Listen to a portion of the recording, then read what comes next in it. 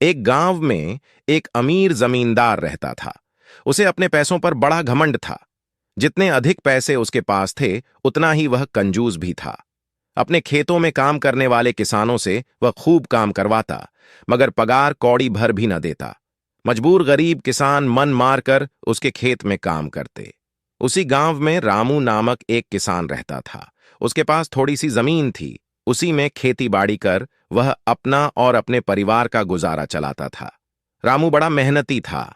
वह दिन भर अपने खेत में काम करता और अपनी मेहनत के दम पर इतनी फसल प्राप्त कर लेता कि अपने परिवार के लिए 2 वक्त की रोटी जुटा सके।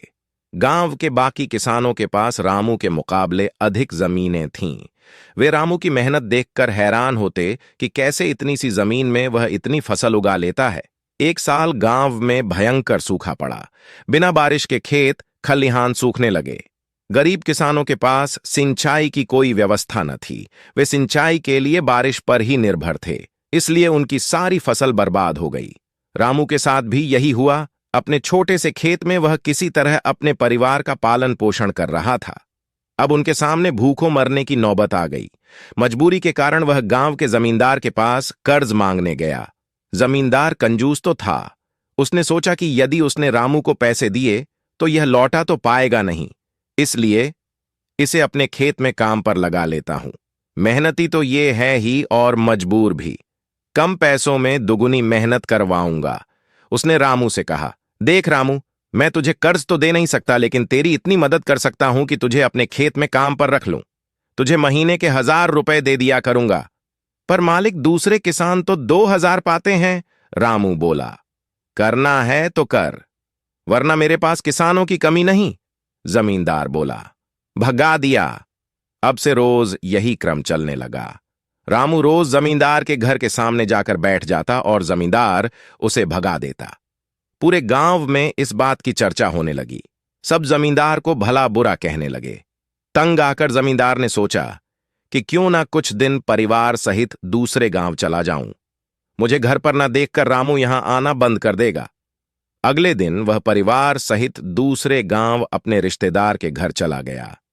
10-15 दिन रिश्तेदार के घर रहने के बाद जब वह अपने घर लौटा तो मोहन को अपने घर के सामने बैठा नहीं पाया। वह मन ही मन खुश हुआ कि चलो उससे पीछा छूटा, लेकिन वह चकित भी हुआ कि आखिर रामू ने आना बंद क्यों कर दिया। उसने गांव वालों को बुलाकर पूछा तो पता चला कि रामू घायल है और अपने घर पर पड़ा हुआ है। जमींदार ने पूछा, क्या हुआ उसे? एक जमींदार ने कहा, मालिक, आज जब दूसरे गांव चले गए थे तब भी रामू आपके घर के सामने बैठा रहता था। एक दिन आपका खाली घर देखकर कुछ चोर चोरी करने के इरादे से आपके घर में घुसे, लेकिन वे रामू की नजर में आ गया। रामू अपनी जान की परवाह न कर उनसे उलझ गया और उन्हें भगा दिया। उनके बीच हुई हाथपाई के कारण रामू घायल हो गया। ये जानकर जमींदार को खुद पर शर्म आने लगी कि उसने रामू के साथ कितना बुरा किया, लेकिन इसके बाद भी रामू उसके घर चोरी होने से बचाने के लिए चोरों से उलझ गया। वह पछताने लगा। उसने रामू के घर जाने का फैसला किया।